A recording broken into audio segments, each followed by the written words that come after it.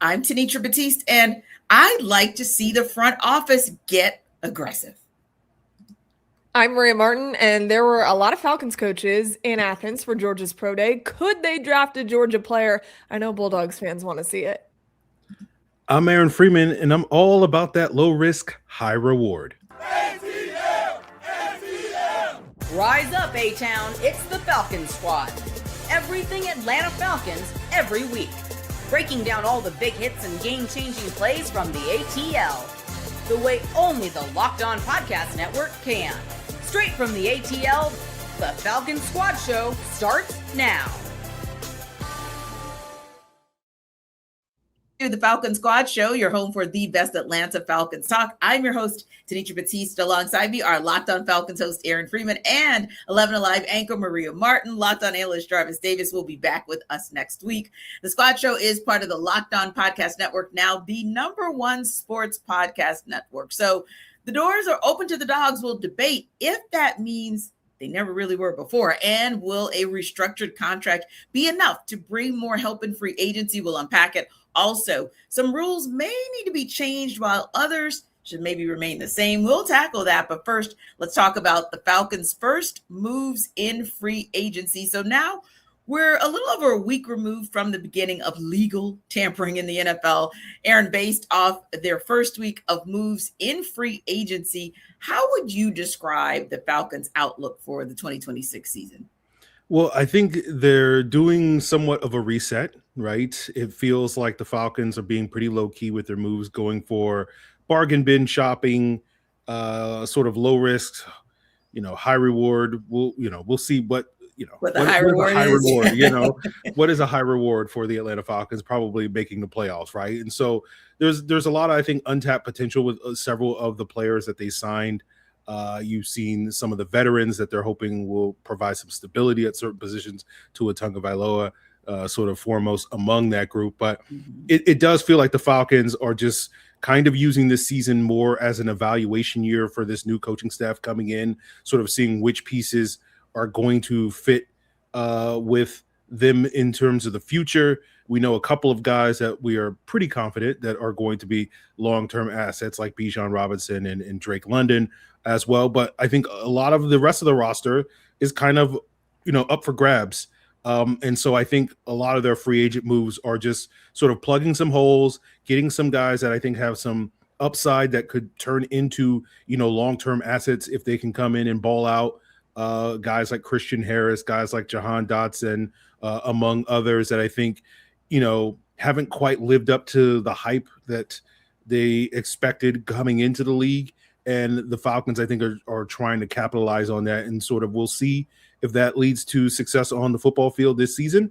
And then I think you'll see with more draft picks, with a lot more cap space next offseason, the team will be willing to make a little bit more aggressive moves to try to make whatever push they need to make in order to, get to that next level, whether that's making the playoffs, whether that's getting, making a deep playoff run. Those types of things I think are on the deck for 2027. But I think for 2026, it's just kind of, we're just going to try to figure things out. Yeah, and kind of see what happens, because it does feel like, and Marie, I'm going to say this term loosely because I definitely don't want to undermine or undervalue or underappreciate any of the signings or the moves that the Falcons have made so far in free agency. But it does feel more like quantity, than maybe quality at its highest level. When you look at, say, okay, they moved on from Darnell Mooney, of course, no shock there, but the re-signing of LaCale London, Jake Bailey as a punter. You mentioned Dotson, free. Also the kicker, Nick Polk. You mentioned Christian Harris, Cam Thomas, Austin Hooper, like Tua, Abuka, Hand, Ojulari, Zacchaeus. But Maria, I feel like I just went down a list of names that the Falcons added because that was within the wheelhouse of what Ian Cunningham could do. But for you, when you look at all of those signings that the two of us just mentioned, do you feel like that? What do you feel like that indicates for 2026? I mean, it feels like they're doing what they can given the contracts and the salary situations. It's similar to what Free is talking about and trying to get as much production with guys that are going to cost you a lot less money than some of the other free agents that I think Falcons fans really would have liked to see them go out and get. The big splash guys that we've mentioned on this show before that weren't ever going to be very realistic, because what this regime is trying to do is rearrange an entire roster that doesn't really make a lot of sense. And that starts with getting some of those guys like a Jahan Dotson. I think that's an excellent example because it's somebody who has tremendous upside, who really hasn't had, I think, the ability to show exactly what he believes and other people believe he can bring to the table so far in his 2 stops in the NFL. And so maybe in stop 3, change of scenery hasn't worked for him before, but maybe in his 3rd stop, he gets an opportunity to be a little bit higher on the depth chart, someone who gets a little bit more of an opportunity to show the explosiveness that we like in Jahan Dotson. And he doesn't really cost you a lot of money. That all of those things can hit for this new front office. Hey, we're getting guys that are undervalued or overlooked, and they cost us a lot of money, but they hit when they come to Atlanta. I mean, that's imperative. And that's what they're trying to do. I mean, we've listened to Ian Cunningham ad nauseum talk about how much he values draft picks. Well, Falcons don't have a lot of those as we sit here today in March. That could change once we get closer to the draft, meaning within draft weekend. The Falcons are going to do everything that they can to try to accumulate more picks. But as we sit here right now, they got 5. And so this regime is looking at it like, how can we do the cheapest options without the draft capital that we want and that we need? And I think they've done a really good job of that in free agency. And they have 13 people that they've brought into this team. I mean, it's unbelievable. And they're offloading a lot of the contracts that don't make a lot of sense here anymore, which I think is very smart, and rearranging some of those that probably needed it over the last couple of years. Yeah, and you have to think that with what Ian Cunningham was able to do in Chicago with Ryan Poles in terms of stacking the deck in the draft and in free agency, and coupled with Kevin Stefanski knowing how to do a lot with a little, you have to think that so far so good, even though it may be more quality, or quantity. I keep saying that, maybe quantity, you'll get the quality that you got from Darnell Mooney in that first year. And then maybe on the offensive side of the ball, maybe with a Jahan Dotson, and with any number of these guys, including Christian Harris, hoping to maybe do a repeat of what you saw from Divine Diablo, especially at the beginning of the season and also at the end of last season once he returned from injury. And you guys have mentioned it, one of the maybe bigger moves, maybe more intriguing and even exciting, encouraging moves was signing Jahan Dotson, whom the Falcons are hoping, hey, maybe they can get a Mooney 2.0 out of him free. Is Dotson capable of doing maybe what Darnell Mooney did in his first year with the Falcons? Yeah, I think from a skill set standpoint, they're very similar players in terms of what they bring to the table. Not the biggest guys, but bring some speed. Have that ability to be dynamic route runners and separators, particularly down the field. You saw that last year in Philadelphia, where, as Maria mentioned, Dotson didn't really get a lot of opportunities there, working behind, AJ Brown and Devontae Smith and Dallas Goedert and Saquon Barkley, and sort of at best basically being the 5th option in that offense. And how can you be in any better option with that arsenal? You know what I mean? You look at his numbers and you're like, what the heck? He wasn't great. Well, look at everybody that Free just reeled off. It's set up for failure when you're just looking at the stat sheet for Jahan. Yeah, and especially given all the drama that goes on in Philadelphia, where certain players complain when they don't get the football, so it can't be that sort of offense where it's just like, oh, well, it's a pick your poison type of offense. Like, no, we have to funnel the offense through certain players because we're paying them a lot of money, and they like to make a stink about it when they only get 3 targets in a game. And so I think Dotson kind of fit in where he could get in, and that was primarily as a downfield threat. We know with Jalen Hurts, that's one of his, greatest strength is being able to hit those downfield shots, and they were able to hit a number of them with Dotson. I think the Falcons are going to hope that they can capitalize on that here in Atlanta. We'll see, whether that works a little bit better with Tua versus Michael Penix. I think most of us sort of see the vision with Michael Penix. We'll see if Tua can take advantage of that, particularly early in the season with the expectation that he'll be the week 1 starter. So I think Dotson has similar upside to Darnell Mooney, very similar stories in terms of guys that have flash potential, with Mooney in Chicago, but wasn't consistently able to kind of break through with Dotson in both Washington and Philadelphia. So I think the potential is there for that type of breakthrough season. And the thing that Dotson will have, just like Mooney did, is opportunity here in Atlanta. And that's, the greatest thing, that an asset that the Falcons can give him, because, it's like, hey, we got Drake London, we got Kyle Pitts, We're looking for somebody else to step up in this passing game. And so the opportunity is yours. And if Dotson can go out there and take it, I think he'll have a good chance to really showcase what he's capable of. Yeah, Maria, I was thinking the same. As of today, you have a Drake London and you have a Kyle Pitts as far as maybe him being third kind of in that pass catcher room, although Bijan Robinson could arguably be that third, if not sometimes a second, if we're being honest.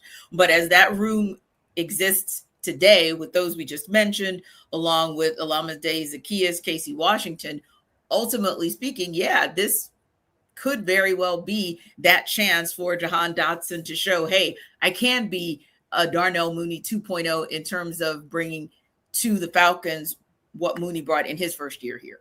Yeah, I mean, I think Free kind of nailed it in terms of these two guys are very similar with their stories. And again, like I saw this article that I thought was incredibly misleading about the fact that Jahan Dotson just doesn't have the ability to get open. And I just found that incredibly confusing, especially because we reeled off all these players that he's had to play behind, right? And you're talking about a Saquon Barkley, a Devontae Smith, and AJ Brown, all these guys. And then Jahan Dotson's floating around like, when am I going to get the opportunity to show why I was a former first-round draft pick? Well, It's a really hard offense to be a part of, and it's good for the Eagles because they had so many options. It's bad for a guy like Jahan Dotson, who was never going to be higher up in the pecking order. He goes to a place like Atlanta, and as you mentioned, you look at this wide receiver room and really just pass catchers in general, not just wide receivers, right. And you're thinking, wow, what an opportunity I have. Now, finally, I can be up the pecking order if I can show why I was a former first-round draft pick. So, yeah, I mean, Jahan's got speed. We know he's got explosiveness as well. Those are two intangibles that you love to see in a wide receiver. And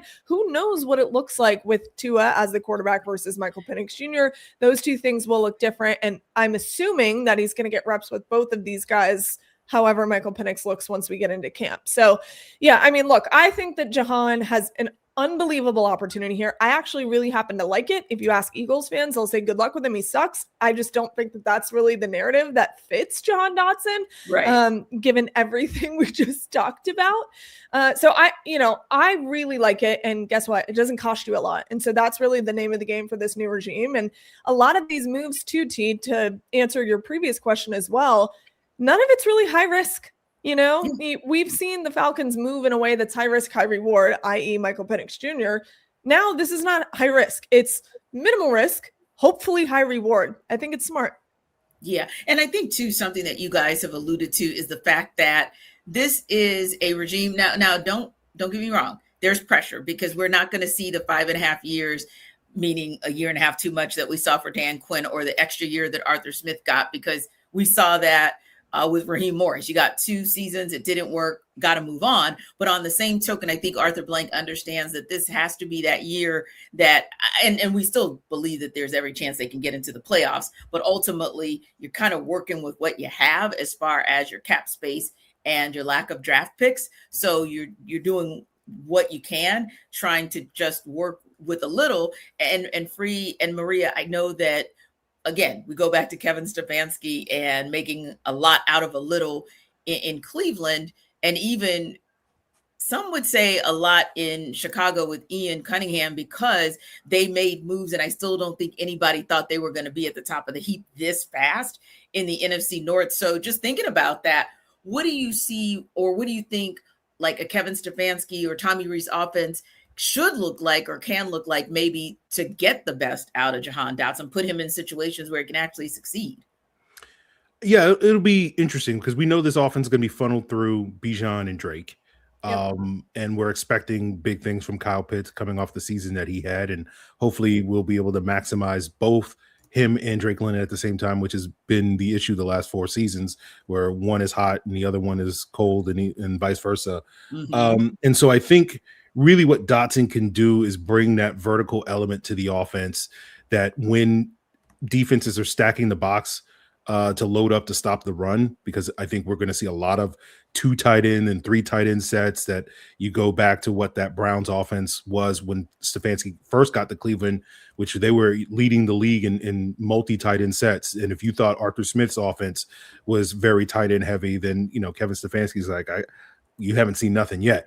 And so, I think you will see Dotson kind of be that field stretcher when the Falcons do put 2 wide receivers on the field. So, I don't know if it's going to be as many opportunities of that sort of we're spreading it out. We're going to push the ball down the field like it was with Zach Robinson with Darnell Mooney in that first year. But I do think that's kind of the ceiling for what I think Dotson can be if he can take advantage of the majority of those opportunities, particularly down the field where we saw, Darnell Mooney be second only to Justin Jefferson in that 24 season in terms of explosive play. So you may not get the volume of that, but you may get the sort of similar impact at, maybe a lesser rate. This is going to bounce off of Free a little bit when I'm dipping into what Tommy Rees has done previously. He's big on optimizing players and what they can do when it comes to just intangibles for the player, which I think is huge. We haven't seen that a lot in years past with Falcons play callers, utilizing them to their best of their ability, their strengths within the offense. And that's where Jahan Dotson's role, I think, could thrive with Tommy Rees's offense. This is a guy who prioritizes the run game. So take Jahan out of that for a second. Run game, obviously, you get that going and opens up the play action. And there goes Jahan Dotson's opportunities later on down the stretch. So I think that this could be a really good opportunity. And that's really what I think Tommy Rees needs to do and has done in the past. It's a pro-style balanced offense, and you're going to see a lot more play action than you have in years past with Falcons play callers. So I do believe that given the intangibles that we just mentioned, starting with Bijan Robinson, also having Kyle Pitts, and throw Austin Hooper in there too, Free, because we know how much these guys love the tight end. So throw him in there, and then you have Drake London, and then Jahan Dotson ? So I think there is opportunity for this offense to thrive. It's just going to be very interesting to see what it looks like. It all starts with a quarterback who has a big question mark and a circle around it as well. Yeah, and there may be some opportunity there for the Falcons in another direction. The question is, if this door just came open now, was it ever open in the past? We'll take that under further review.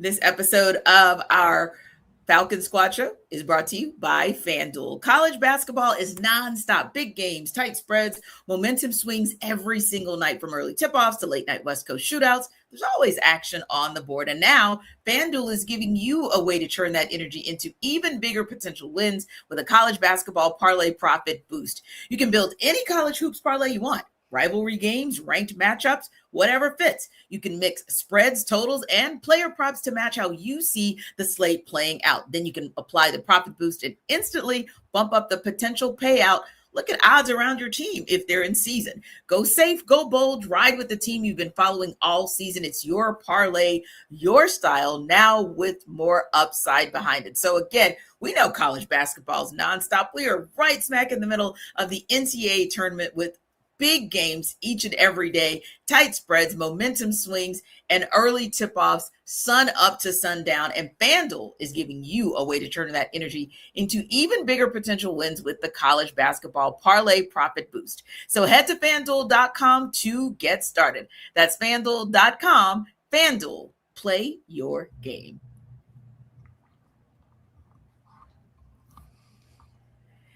Thanks so much for making the Falcon Squad Show your first listen of the day. And thank you for making Locked On the #1 sports podcast network. So Kirby Smart spoke at UGA's Pro Day about the new Falcons regime. He said, quote, "I got to talk to Kevin, as in Kevin Stefanski, for a while. Matt Ryan, for a while. They've welcomed us to their organization and said, you can come to our place anytime you want."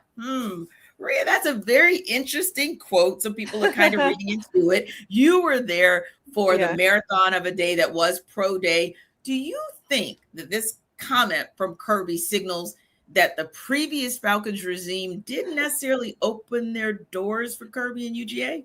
I don't. I really don't. I know that everybody wants that to be true. Right. I just don't think that's the case. Kirby, I think he's known both Matt Ryan and Kevin Stefanski for a really long time. So I think it was just a nod to two guys that he's been tight with for years, Yeah. I don't think there was anything to it other than that. But I think it's good to keep that relationship open. It's smart too. Now Kirby Smart has a proven track record of producing NFL caliber talent. Anytime you go there for Pro Day and you have the guys that are getting ready to hear their name called in April, they reel off about 20 different guys in front of them that have either sign new contracts or are on their way to doing so. So Kirby gets these guys ready for the NFL better than most coaches in the entire country. I mean, he's up there, I would argue, top 1, top 2. So, Easily. It's smart when you have an hour bus ride from Flowery Branch to Athens to just open that door whenever. You would be silly not to. So I think just keeping that in open conversation and putting it out there just to kind of quiet everyone down who says, oh, you guys never draft Bulldogs and this, that, and the third. They did it last year and they could do it again. It's possible. Just I just think it's silly. People just want to make that something it's not. Yeah. And I think it's one of those things where people can conveniently, Maria, look over the fact that the Falcons took their first round pick, their true first rounder, not the one that they traded back into the first round, their true first rounder, and said, hey, we want to go after a dog. I think what people are looking at is, well, if we just wipe out 2025 like it never happened, the only time they really got dogs was in the bottom rounds, like throwaway or undrafted free agents. And, that's just not what they do because they've got a bias against Georgia. So this just kind of feeds into the narrative that was there before Jalen Walker. And, people are conveniently forgetting about the Falcons going with Jalen Walker when they had a number of players that they still could have selected in that first round last year. But you got to admit, just for kicks and giggles, just because we know how this fan base rolls, that people are like, ooh, see, we told you that there was so much talent right down the road. And Terry and Raheem and Arthur and this one, that one, Dan, everybody just refused to go into the Dogs until Matt and Stefanski. Here's what I will tell you, though, real quick for you before you jump in. This was the largest Falcons contingent that I saw represented in Athens since I've been doing this. And I've been to, I think, 6 or 7 pro days now in Athens, and this by far was the most. It wasn't over 30. I saw some tweets out there about that. It was, what I was told was it was the entire staff minus a couple of coaches because they were out at other pro days. So it's not because they bailed on Athens. It's not because they didn't want to be there. It's literally because they had to send guys to pro days that were happening elsewhere in the country. So, and they were late, by the way, which is hilarious. And I say that because they're all wearing these matching black hoodies and pants, and they come rolling in. There's like 25 of them, and they come in late through the back door. I'm like, wow, y'all know how to make an entrance. Okay, love that for you guys. No, but they were all there. They were all watching all the drills. So I think it's awesome. And Matt was super involved. Matt Ryan was super involved. Just getting to know everybody around Athens. He's been around for a while. So I just thought that was interesting. It is the largest contingent, and it's smart. It's a new coaching staff for the most part. So you need to make that connection early. So I thought it was very wise for them to do that. I was going to say real quick too, Free. Well, the Dogs are who they think they are, so they can roll in late and kind of make that entrance, if you will, and be all dressed alike. And I think too, in all seriousness, Free, sometimes to Maria's point, you have a new coaching staff, you have prior relationships, so it makes sense that contingent would be a little larger than it was. But also, you do have the ability to look back at 2025 as the Falcons organization and say, hey, we did hit on Jalen Walker. Like, if you take away the injury issues, some of the challenges in the beginning of the season, he was a solid pick. So no reason for the Falcons not to kind of lean in to that program now that they finally last year gone with one of their higher picks for the Dogs, and he actually delivered. But of course, we're back to the Falcons fan base going, see, we told you they don't take the Dogs seriously. Yeah, I mean, it's funny because the previous regime, I think the school they selected the most players from was Georgia. But like, if you're a Georgia fan, you have to have that chip on your shoulder when it comes to things like this. And so you just ignore that, and you ignore Jalen Walker pick. And it's just like, no, they didn't believe in us and all that sort of stuff. Because like, if you're a Georgia fan, like, you've been college football royalty for like the last 5 years or whatever. And it's just like, you got to find something that is, getting at you. And so the Falcons ignoring you. And what's funny is this is like a theme across the NFC South, because if you go to the Bucs fan base, all Bucs fans just complain about why aren't they taking Florida State players? All Saints fans complain about why aren't they taking LSU players? You're right. And so it's just like, a NFC South thing where it's just like you have these very vocal local contingents of college football fans that come from these storied programs that also support the pro team, and they're just like, I want to hybridize my fandom. Right? Why I want the Georgia Bulldogs and the Atlanta Falcons. One's red and black, one's black and red. Let's just merge them into one.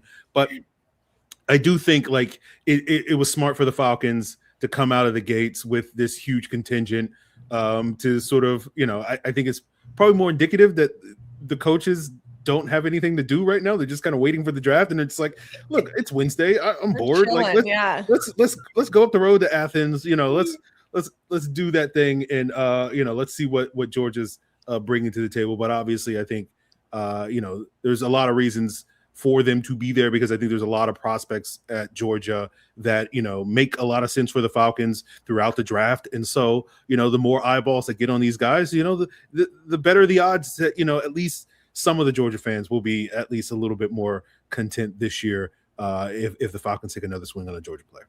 Yeah, I think they will be too. And Maria, there's still another solid crop of UGA players that are coming out that could potentially fit with this Falcons organization. So who do you think might be some of those viable dogs for the Falcons to maybe strongly consider taking a stab at with one of those or multiples of those 5 picks they have? Yeah, take this with a grain of salt, because once I say this, people are going to say, oh, they're going to draft him. Okay, so the player that everybody was watching, and I mean Matt Ryan, Ian Cunningham, Kevin Stefanski, like up front and center right there the whole time, and this is the only person I noticed through all the drills I watched throughout the morning, was Christian Miller. And I say that there is no guarantee that he's even available in the 40s, okay? There is a very good chance that he's gone. And I think Christian is just like the most amazing personality on planet Earth. If you guys have ever heard his interviews, he made this plea to come to the Falcons, and he said, the city would go crazy. He won a championship in high school, a championship with the Dogs. He's like, I'd love to bring a championship to the city, because he played at Cedar Grove High School, all the things. I mean, it just sounds like the most perfect Hallmark movie story of all time.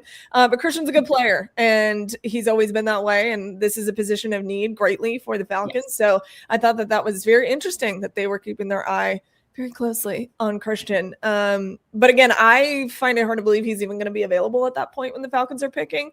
Could they move up a little bit and take him? Sure. But we'll see. I just thought that was an interesting thing of note.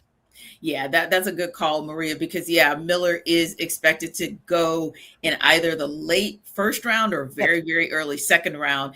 And as much as Ian Cunningham likes to stack draft picks, I don't know if he's willing to give up anything or will have enough to give up to actually go after a Christian Miller. But Free, is there a dog that you see, a prospect, whether it was at Pro Day or whether it was at the Combine or even what you've seen across that player's career, knowing what the Falcons' needs are, whom you think might be a good fit or good fits for this team?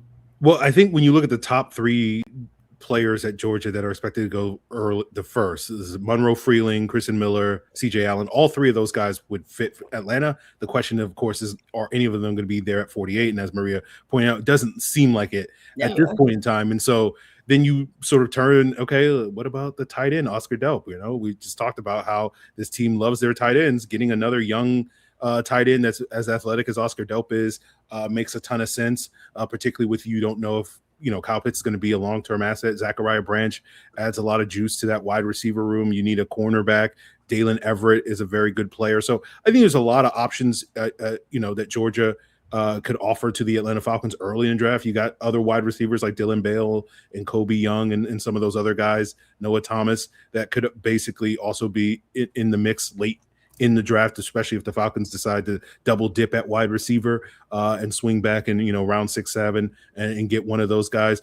It's basically the only positions that Georgia has to offer that the Falcons probably won't be interested is the punter and the long snapper. Just because they've already got those positions secured, but pretty much everybody else kind of fits for the Falcons. There's just a cross check of, the Falcons needs.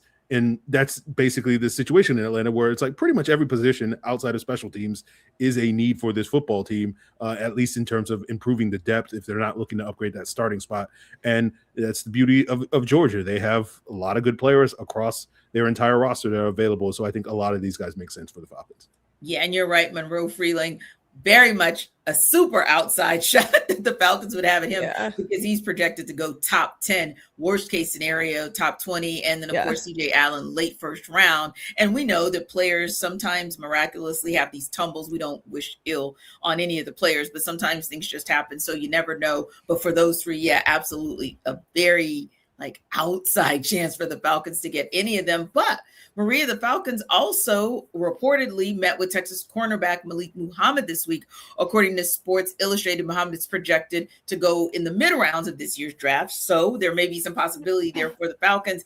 As a DB who allowed just 21 catches, 468 total receiving yards last season, is Muhammad a player that maybe you think can be a compliment to AJ and the corners in that Falcons DB room? I mean, sure. He's a guy that I think would be a developmental player to an extent. And I think too, his size is a little bit concerning, but the Falcons have not shied away from adding undersized DBs to their roster in the past. One thing that I thought was a big negative to him, and not to start there, but I'll start there. One thing that I thought was a big negative is his takeaway ability isn't as strong as I think the Falcons would like to see. And how is he going to line up against these guys that are significantly bigger than him? That's something that I would be very interested to see a little bit further. But look, he had a really, really nice college career. And I think that he clearly elevated his draft stock in all the offseason things that he's done. The Senior Bowl, he turned a lot of heads. The Combine turned a lot of heads. So I think he's only been increasing his draft stock, which I think is really good. And this is a player too, where the Falcons, I've seen someone's comment about untapped potential. That's kind of the narrative for this Falcons. They can't really do a lot more with that, where they're picking in the draft, the kind of financial assets that they're working with. Unfortunately, that is the case for the Falcons right now. I wish that we were talking about something different and they were going out there and picking in the first round like they normally do and picking higher in the second round. I mean, all of those things I wish were true. But when you look at a guy like this, who you can potentially get in the second round and use him to develop him, that's great. I don't think the Falcons are done in free agency either. I still believe that they do need a little bit more experience to complement AJ Terrell. But at the same time, they've gone after some of these untapped potential DBs in the past that haven't worked out to complement AJ, and they haven't really secured anyone in the draft that's made a lot of sense for the DB room since drafting AJ Terrell as high as they did in 2020. So, I mean, there's a lot of things that you could say about him potentially fitting. I do think it's a little bit more of a project, but it could be a high reward situation given where you're picking in the draft with him. Yeah, I think the thing I like about Malik Muhammad that we got to see at the Senior Bowl earlier this offseason was the physicality, right? He may not be the world's biggest corner, but he plays bigger than his size indicates.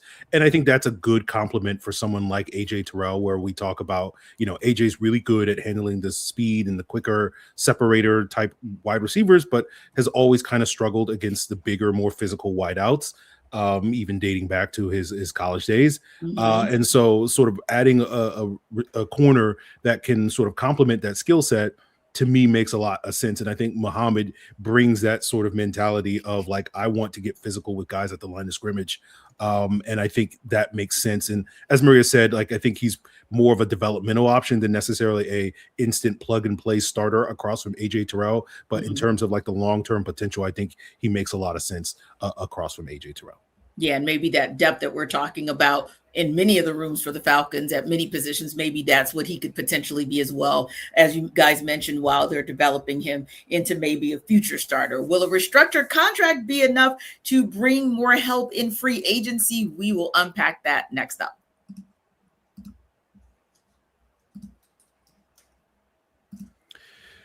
What if sports were traded like markets? Now you can put your sports IQ to work in real time with Robinhood prediction markets. It's not you against the house.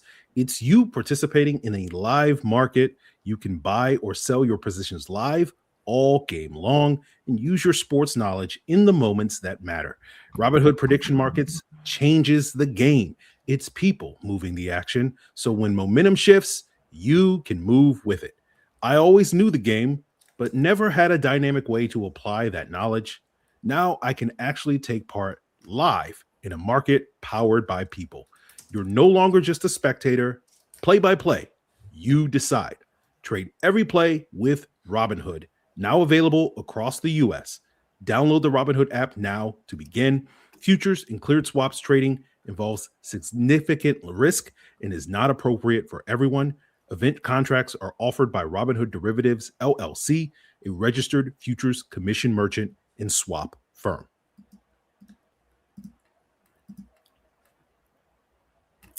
So we talked about him as someone who needs compliments, and maybe AJ Terrell understands that, and maybe that's why he, among other reasons and for other reasons, agreed for a restructure to his contract, because ultimately speaking, whether that's for the purposes of getting him a viable corner in free agency or whatever the case may be, you've got to know that at this point in AJ Terrell's career, he wants to do those things that'll help this team to be back on or get back on the winning track, Maria. So the Falcons, of course, created $9 million in cap space by restructuring AJ Terrell's contract and free.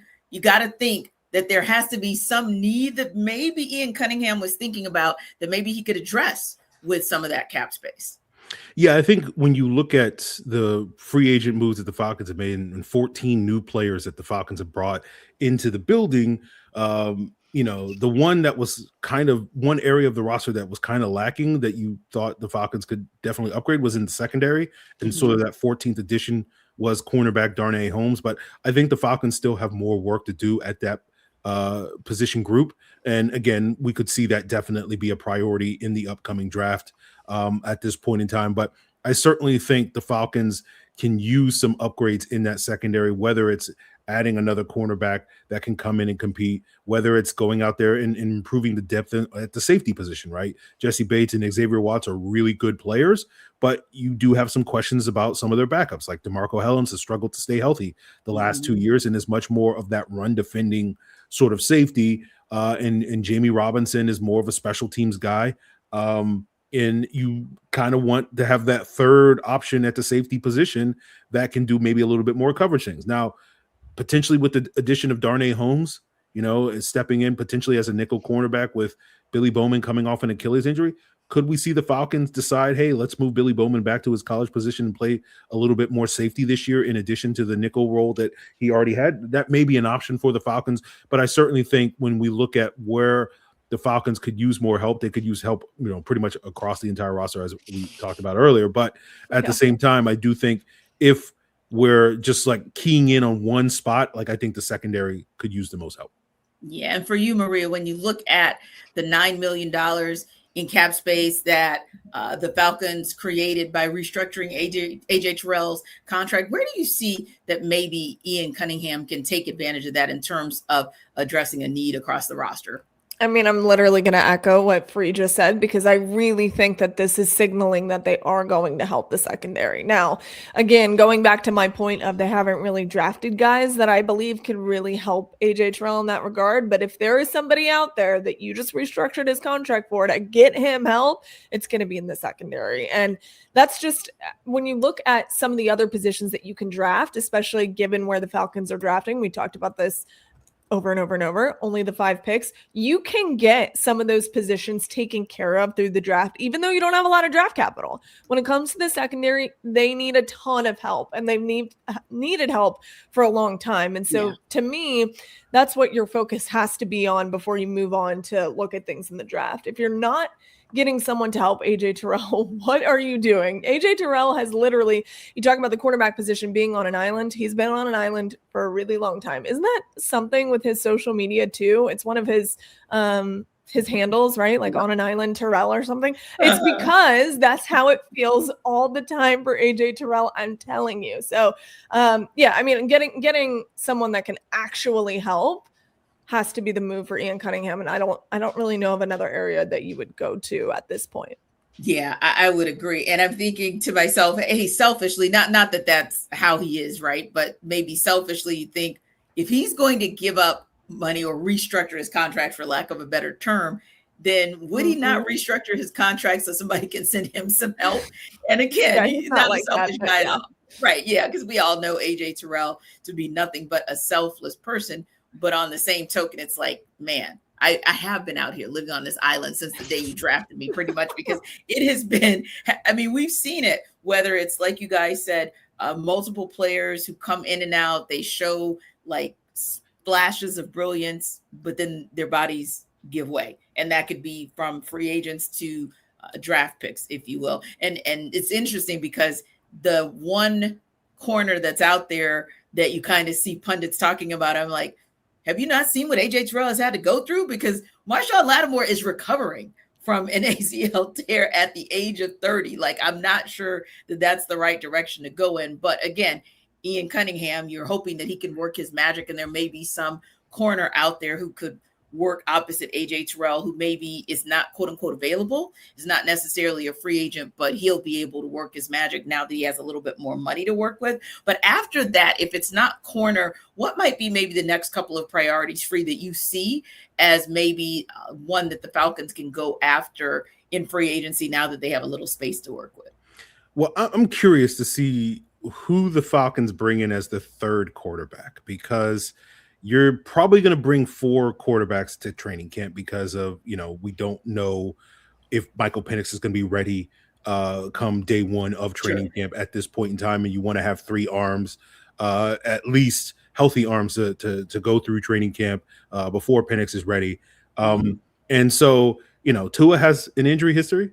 Michael Penix has an injury history. So that third quarterback, for the first time in a long time, who the third quarterback is like a serious concern for the Falcons in the event of those guys, having more injury concerns in the future, or there being a delay on Penix's return, and Tua, God forbid, goes down with another injury or concussion or something like that. He was healthy last year, though. So, yes, but like you're always, it's the same thing with Penix. Like, you're always worried about what that next hit is going to do to him. And so that third quarterback spot, I think, is important. So I'm very curious to see if the Falcons are willing to go out there and get a veteran right now. Do they wait till the draft and see, who's available? Maybe a talented prospect slides and they can take a swing on a developmental guy that will get plenty of reps in training camp. Do they wait till after the draft? Guys like Joe Flacco, I know, is a guy that a lot of people circled. I know from hearing multiple interviews of Joe Flacco after the season, he wants to go somewhere where he's going to be able to play immediately. So I don't know if Atlanta now with Michael Penix is going to be the ideal destination for Joe Flacco. And I've heard him say that he's not just going to basically sign with anybody just to make it to, I believe, his 20th NFL season or something like that.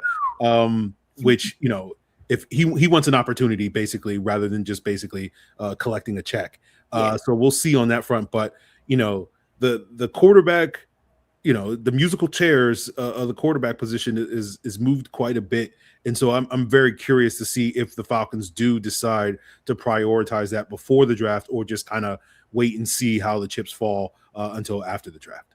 Yeah, it'll be interesting, as you mentioned, because Flacco was one of those names that everybody thought he was going to be the shoe-in because of his relationship with Kevin Stefanski to be what the second QB or the backup quarterback that ultimately Tua Tagovailoa became for the Falcons. And then Maria, there was Tyrod Taylor, whose name was still bantered out there, and Jacoby Brissett as well. So yeah, that third QB on the depth chart is probably more important than to the Falcons organization, arguably, than any other franchise in all of football. But for you, when you kind of see that next level of priorities, especially as we go into sort of that second wave of free agency, where do you think maybe the Falcons can direct their attention if they don't necessarily take that cap space money and use it towards a corner?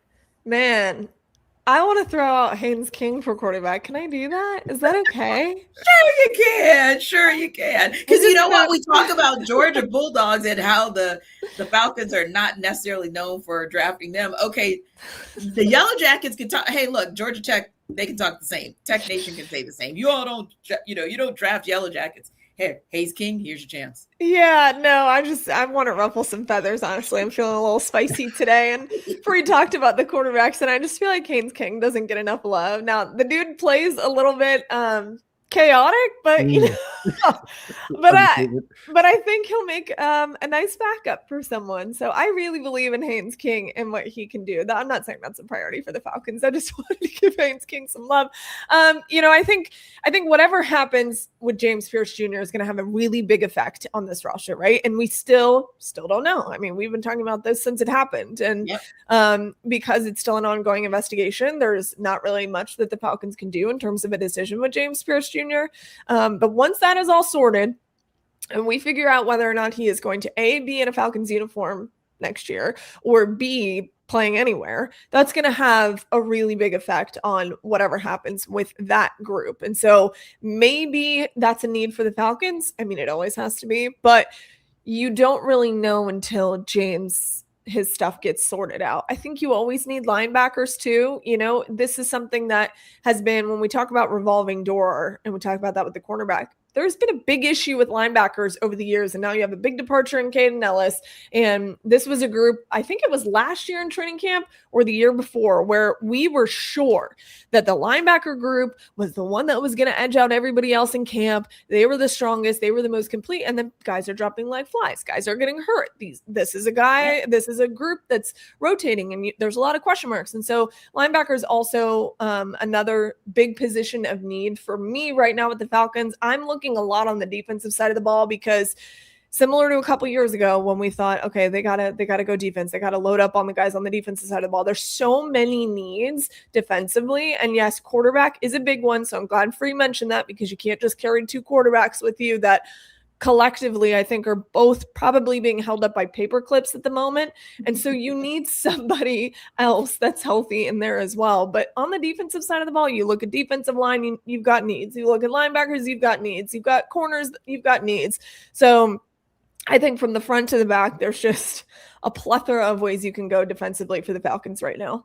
Yeah. And don't actually crap on Maria's recommendation of Haynes King, because he is projected to go somewhere between the 6th and 7th round.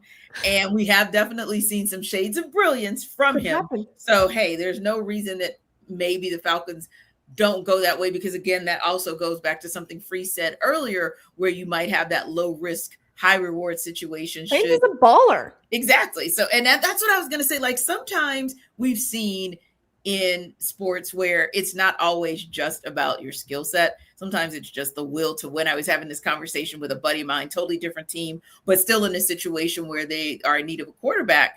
And the question was, hey, do we go with this quarterback who shall remain nameless, because I don't want to offend anybody, but knowing that we got some Dogs fans watching. But yeah, like, he wanted to go with a certain former Dog. And I said, hell to the no, because I think that intestinal fortitude matters. Like, I think that it's not just about what you can do with your arm or what you can do with your legs. I think it's also what you can do with your mind. And one thing about Haynes King, I think, is that he definitely has that intestinal fortitude, and he's got some dog in him. And how many times do we talk about that as being an intangible for the Falcons that we just don't see enough? One more thing, we talked about Darnay Holmes real quick. He, of course, was the former Raider who was signed to the one-year deal, appeared in 83 games with 12 starts in 6 seasons, 164 tackles, 4 picks, and 21 passes defense. So do you guys feel as well, Free, Maria, like that's mostly a depth signing?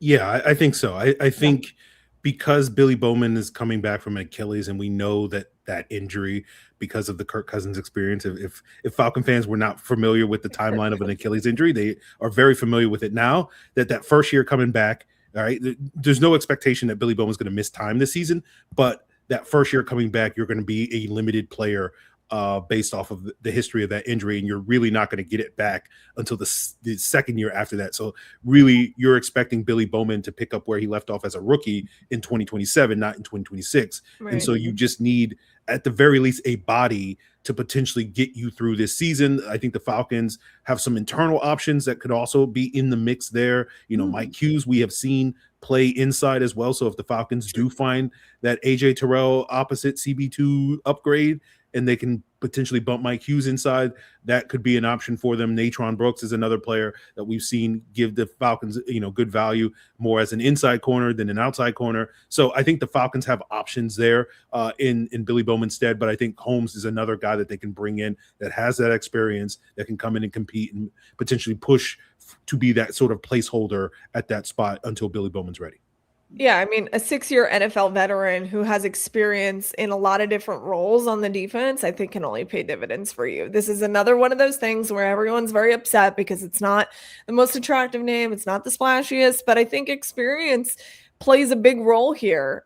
Billy Bowman should be the guy. And as Free mentioned, coming back from injury, that's going to take a little bit of time. But this is somebody that I think could slide in there in place of Billy as well, if needed, because he has experience at the nickel position. And so when you have somebody who has experience in several different defensive slots and you're picking him up on, again, a very cheap contract for what veterans dictate the market for, I think it's again a depth piece. It's giving you added security at the position, and it can only help because it breeds competition as well. Yeah, and I think one of the key words that you guys both mentioned was that versatility that Jeff Ulbrich likes in terms of player skill sets, but also versatility, because unfortunately we have seen, especially in the middle of last year, sort of that those Falcons, those defensive players going down, and it's like, okay, how do we shift? How do we move? Or the other thing that we've seen that Free mentioned is when you have the type of injury that Billy Bowman sustained that first year back, you never really see the players coming at 100%. So you want to kind of make accommodations for what that might look like when Billy Bowman returns. Now, some rules may need to be changed in the league, while others, I don't know, should maybe remain the same. We'll tackle that in the look ahead.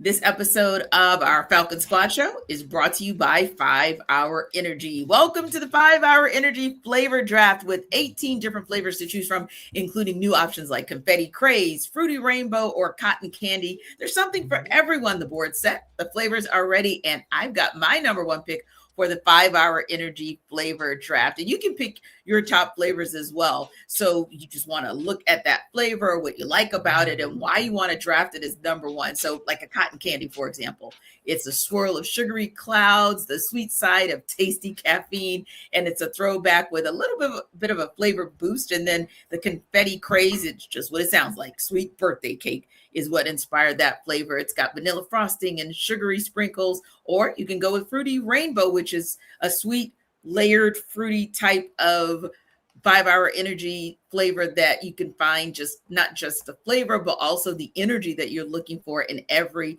single sip. So for me, I'm going to tell you, I'm kind of old school with it. So I still like my great 5 Hour Energy because it has absolutely no kind of dip off, if you will, with what the ingredients are. But I'm always intrigued and always open to trying new things. So I think I'm actually going to go with confetti craze as the flavor I'm going to draft. So again, the most important thing I think is not just the flavor, but the fact that it gives you a boost with 0 sugar. And 5 Hour Energy has a lot of upcoming flavor innovations planned, and you can take on any of those, like 13 flavors that they have. So find your new favorite flavor of 5 Hour Energy shots that are available online at 5hourenergy.com or Amazing. And that can also be from the grape, cherry, berry, and strawberry banana, amongst other flavors. So again, make sure you find your new favorite flavor of 5 Hour Energy shots available online at 5hourenergy.com or Amazon.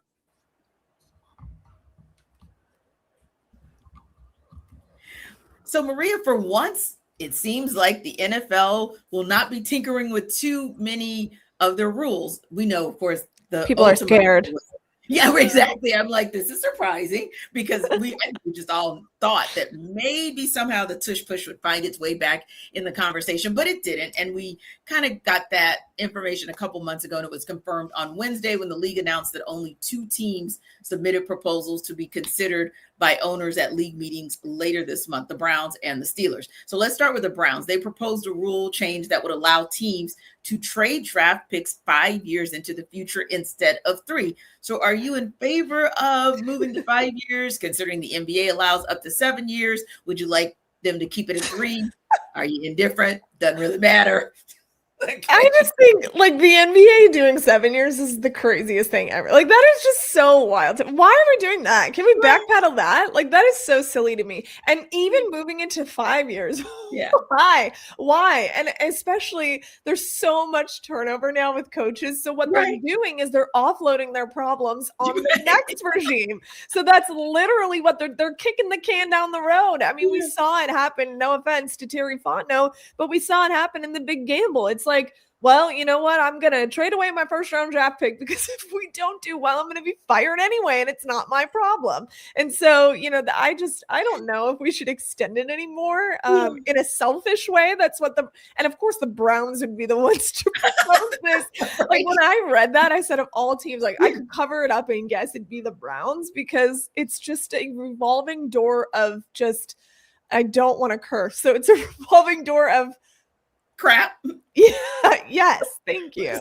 A revolving door of crap. And so you're kicking the can down the road and setting up other people in the future for failure. I don't agree with it. I don't think extending it's going to solve any problems. And what does it fix? Nothing. Yeah.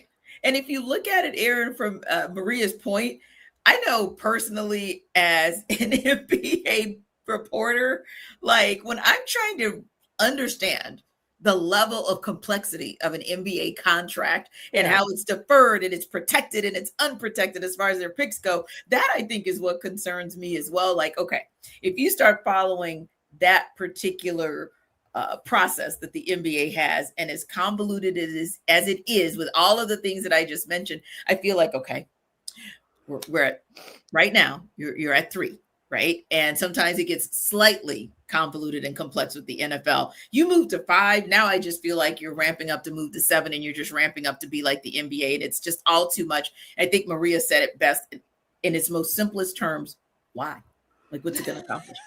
Yeah. You know, this is why I cover the NFL, not the NBA, because like, the protected picks and it's like, oh, well, if it's a top 5 pick, it's protected. And if it's a top 15 pick, it goes to this team. But if it goes like, no, that's too much. Like, why are you doing it? And then it's like 2032 or something like that. A pick from there. It's like, what is this? No, Maria's right. This is the NFL stands for not for long. You should not be allowed to trade the next GMs. And in this case, in 5 years, the second GM after the next GM. Yeah, that could be 2 different regimes. Yeah. Like, 7 years could be 3. Yeah.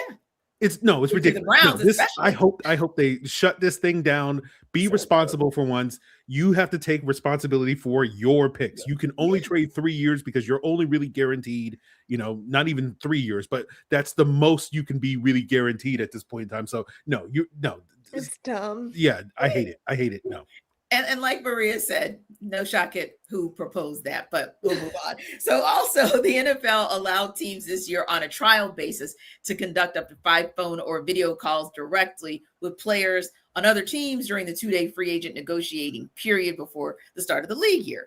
Now, teams previously had only been able to contact agents during that time, but the Steelers are asking for that rule to be permanent, as well as allowing teams to make travel arrangements before the start of the league year with players who've agreed to terms for new contracts during said negotiation period. Again, I think they're doing the most, but at least with this one, I feel like, Maria, it's more of a formality to maybe make tampering that's already occurring just become legal.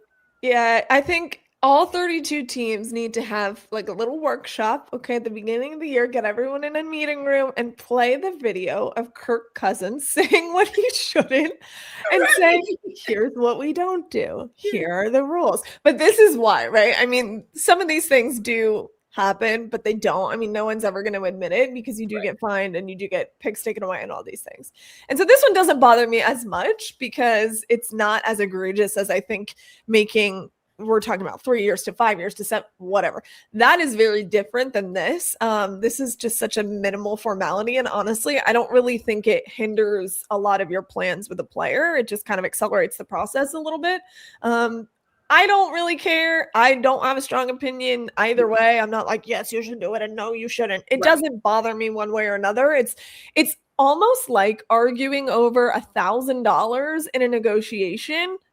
Like, what are we talking about? It's not that big of a difference. And so just do it if that's what you want. So yeah, you know, I whatever to this one. I had a strong opinion about the other one, but whatever to this one. Yeah, I think, you know, this makes logical sense. What it's weird that like you can call the agent, be like, we're going to give you $40 million, and then you have to wait 2 days to talk to the player at this point. 2 days. Like $40 million. Right. You know, but it's just like we should be able to, like, once you agree to the terms of the contract, we should be able to call you and be like, hey, how's it going? You want to come to Atlanta, or you want to come to Pittsburgh, or you want to come to Seattle? When are you going to be in? Oh, you can't get in until Thursday? All right, that's cool. That's fine. You can come in and sign the contract. Like, that to me makes sense. This makes sense that you should be able to contact players once you agree to terms with them. And so taking the tampering that we all know that actually happens, right? I love that Austin Hooper was using his Stanford education when he was asked, did you talk to Matt Ryan before you signed? He's like, no, I never did that. That's against the rules. I only, I only talked to my agent. He only spoke with my agent. I never talked to him. Or I only played with him, but I didn't talk to him at all. Yes. So I appreciate Austin Hooper using that Stanford education. No offense to Michigan State, but Kirk Cousins was not using that Michigan State education when he came into the building. So I just think having this sort of formality, just pure logistical sort of things makes a ton of sense. Yeah, I think that's what this is too. It's just the Steelers, a typically reasonable and rational organization, just saying, come on, man, we all know this already happens. It certainly would make life easier if this is one less infraction that could be a potential. Just allow it to be what it's already been, and we can just all move on in free agency. Thanks to our everydayers for making the Falcon Squad Show your first listen of the day. Be sure to stop by Locked on Falcons with your host Aaron Freeman as your second listen. This Falcon Squad Show and Locked on Falcons are part of the Locked on Podcast Network, your team every day. We'll see you next time.